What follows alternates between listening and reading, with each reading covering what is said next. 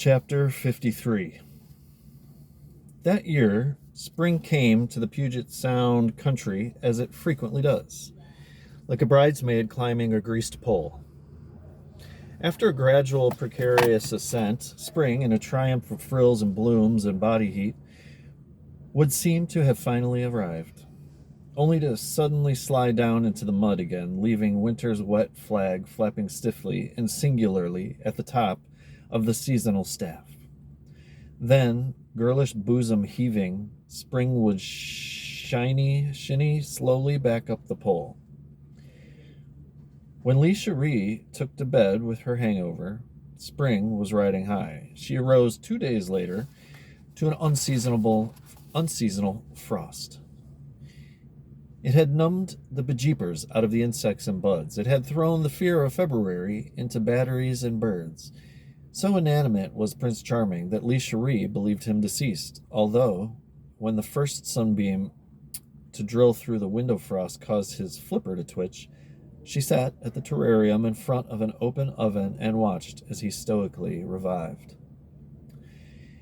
It was the middle of April. Except for the faithful who are always sounding alarms about the return of the Ice Age, nobody in the Pacific Northwest was prepared for such a frost. Down in Pioneer Square, where the princess bussed for one last meeting with Nina Jablonski, frosty cobblestones gave the area the appearance of a marshmallow plantation. Shrubs and winos seemed startled in the morning light. Even the D note of the ferry horn had a frosty edge as it blared up from the waterfront. As for the manholes, they looked as if they'd been snorting cocaine. Lee Cherie note, the manholes Lee Cherie note, hang on a second. As for the manholes, they looked as if they'd been snorting cocaine. The manholes, Lee Cherie noted, bore an enlarged resemblance to Giulietta's nostrils as of late. Lee Cherie had been waiting to catch Giulietta when she wasn't buzzed so that she might ask the old woman if she knew whatever happened to the golden ball. But such an opportunity hadn't presented itself. Lee Cherie was dressed warmly in a heavy green sweater and jeans, yet she was inadequately insulated for the coolness of Jablonski's response when she revealed to the attorney her new plans. Jablonski called the princess selfish, frivolous, narcissistic, indulgent, and immature.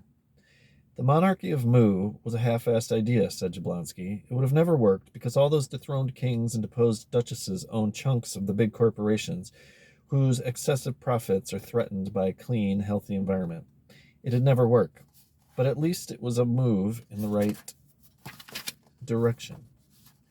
At least it was a decent impulse, an attempt to get yourself involved with something more important than your own emotions. This, however, you don't think love is as important as ecology? I think ecology is love. On the campus of Outlaw College, professors of essential insanities would characterize the conflicting attitudes of Nina Jablonski and Lee Cherie as indicative of a general conflict between social idealism and romanticism. As any of the learned professors would explain, plied with sufficient tequila, no matter how fervently a romantic might support a movement, he or she eventually must withdraw from the active participation in that movement because the group ethic, the supremacy of the organization over the individual, is an affront to intimacy. Intimacy is the principal source of the sugars with which life is sweetened. It is absolutely vital to the essential insanities. Without the essential intimate insanities, humor becomes inoffensive and therefore pap. Poetry becomes exoteric and therefore prose. Eroticism becomes mechanical and therefore pornography. Behavior becomes predictable, therefore easy to control. As for magic, there's none at all, because the aim of any social activist is power over others, whereas a magician seeks power over only himself. The power over higher consciousness, which, while universal, cosmic even, is manifest in the intimate. It would seem that a whole human being would have the capacity for both intimacy and social action, yet, sad to say, Every cause, no matter how worthy, eventually falls prey to the tyranny of the dull mind. In the movement, as in the bee house or the white ant's hill of clay, there is no place for idiosyncrasy, let alone mischief. A romantic, however, recognizes that the movement, the organization, the institution, the revolution, if it comes to that, is merely a backdrop for his or her own personal drama, that to pretend otherwise is to surrender freedom and will to the totalitarian impulse, is to replace psychological reality with sociological illusion. But such truth never penetrates the glow coat of righteous conviction that surrounds the social idealist when he or she is identifying with the poor or the exploited. Since, on a socioeconomic level, there are myriad wrongs that need to be righted, a major problem for the species seems to be how to assist the unfortunate, throttle the corrupt, preserve the biosphere, and effectively organize for socioeconomic alteration without the organization being taken over by dullards. The people who, ironically, are best suited to serving organized causes since they seldom have anything more imaginative to do, and restricted by tunnel vision, probably wouldn't do it if they had. Dullards can put a pox on the most glorious moral enterprise by using the enterprise as a substitute for spiritual and sexual unfolding. Finally, it is dullness and not evil that begets totalitarianism, although some at Outlaw College go so far as to contend that dullness is evil. Of course, whether something is dull can be a matter of taste. One person's ennui is another person's coronary. And there are a lot of ostensibly boring chores that somebody has to attend to, but when you bring that up to a scholar at Outlaw C, you'll find the sucker has just resigned in order to enter business in Tijuana, is too stoned to talk, has been arrested on some complicated charge, or is up to his mustache in a love affair and doesn't wish to be disturbed. Well, we don't need any help from those guys to see that Lee Cherie, once resplendent with social idealism, had fallen off a dream cliff, slipped into the vision pit, or nibbled forbidden fruit, because Nina Jablonski's declaration that a lover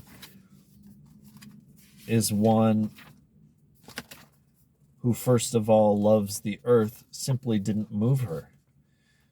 All she wanted from the lawyer was a detailed description of Bernard's cell.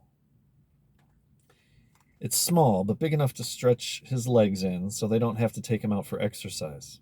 There's nothing in it but a steel cot and a piece of foam rubber on top. That's it. Guards shove in a piss pot 2 times a day. 10 minutes later, I think it's 10 minutes, they remove it. Once a week, they take him to a stall next door where he can shower. Any windows?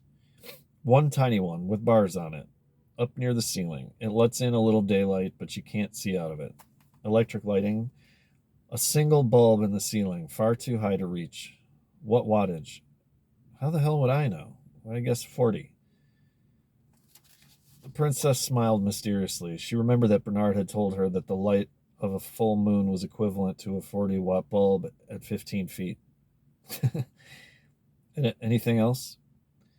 Nothing. No books, no magazines, nothing, except for a pack of cigarettes. Again, Lee Cherie smiled. Yes, he smokes Camels when he's in jail. He said that when you're locked up, smoking a cigarette is like having a friend. Well, it's a lonesome friendship in this case because he's not smoking. He demanded cigarettes. It's a prisoner's right, but they won't let him smoke them. The pack hasn't even been opened. Why won't they let him smoke? Because they're afraid if he gets his hand on any fire, he'll make a bomb.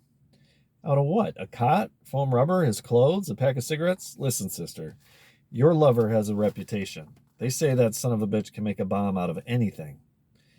On her return trip up First Avenue, where the bridesmaid was overtaking the frost on the pole, Lee Cherie ducked into the Born to Lose tavern and purchased a pack of Camels.